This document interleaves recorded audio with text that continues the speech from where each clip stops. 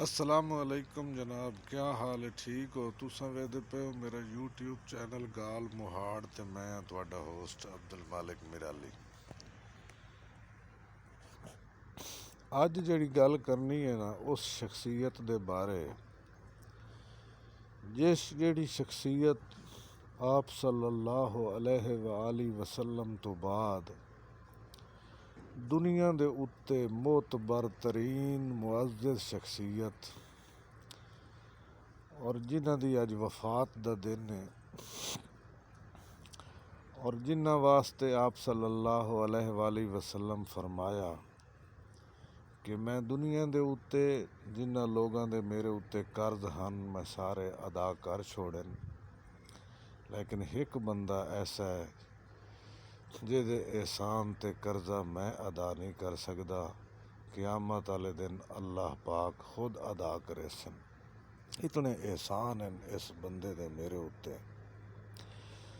جس بندے نے آپ صلی اللہ علیہ وسلم دی وفات تو بعد اس پورے نظام نو سنبھالیا، علم، شرافت، بردباری اور اس دا پیکر، جس نے سب تو پہلے ختم نبوت دے اتے سٹینڈ لیا، اور وہ شخصیت جیڑی اج بھی اللہ دے رسول صلی اللہ علیہ وآلہ وسلم دے بالکل نال روضہ رسول دے اندر ستی ہوئی ہے۔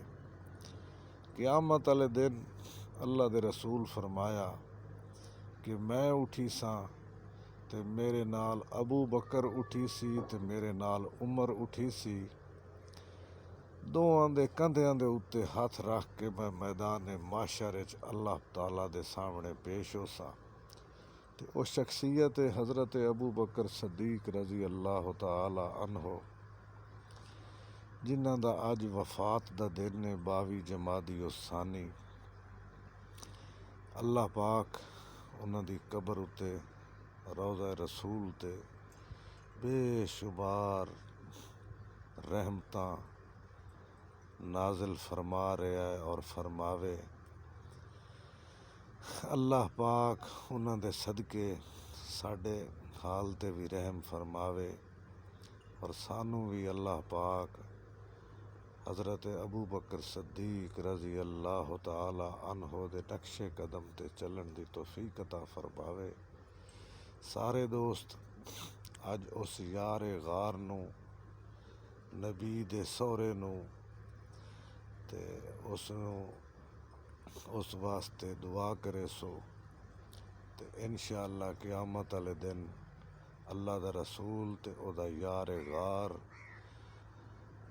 صدیق اکبر رضی اللہ تعالی عنہ انشاءاللہ ساڈی سفارش کرے سن۔ اللہ پاک سب دے اتے اپنی رحمتاں نازل فرماوے۔ اللہ پاک انہاں دے صدقے ساڈے گناہاں نو بھی معاف کرے، ساڈے ملک نو ترقی عطا فرماوے، اور ساڈے ملک چوں دہشت گردی دی لعنت نو ختم کرے، اور انشاءاللہ ایک دن پاکستان بھی ایشیا دا طاقتور ترین ملک بن سی۔ میرے چینل نو سبسکرائب کرے سو، گھنٹی دے بٹن نو دبائے سو۔ اللہ حافظ۔